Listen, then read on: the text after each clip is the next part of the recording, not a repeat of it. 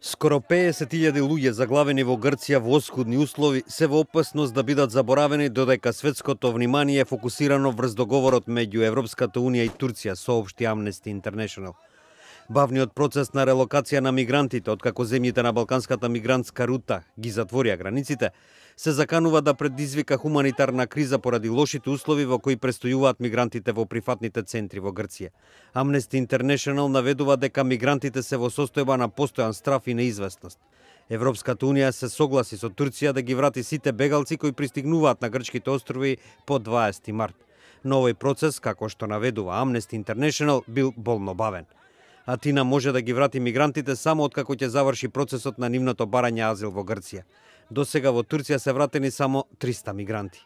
Од друга страна, нема ништо ни од предвидениот план, договорен во септември лани, за префрлање на над 66.000 баратели на азил од Грција во другите земји на Унијата. Според последните податоци, тоа било направено само за 615 лица. На грчката влада и се брза да го реши проблемот со заглавените мигранти и бегалци до почетокот на туристичката сезона.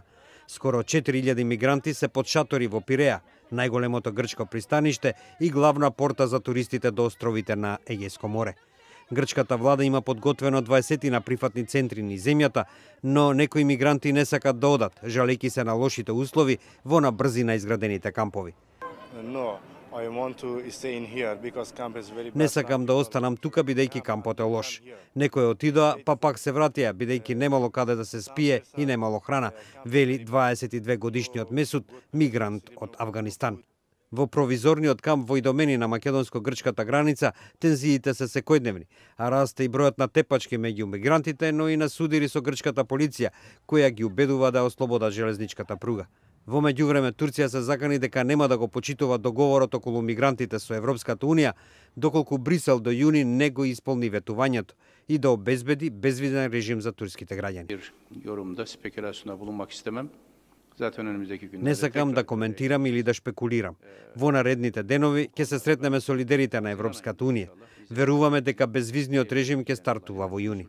Ако не се случи тоа, тогаш секако никој не очекува Турција да се држи до својот дел од договорот, изјави турскиот премиер Ахмет Давутоглу. Запрашан за вестите дека рускиот председател Владимир Путин ја нагласил потребата од затворање на турската граница со Сирија, за да нема прилив на странски борци, Давутоглу одговори дека границите на Турција биле отворени само за хуманитарни цели, односно за бегалците од Сирија. Светот само може да заблагодари на Турција во врска со бегалците. Никој нема право да бара од Турција отчет за незините акции, рече Давутоглу.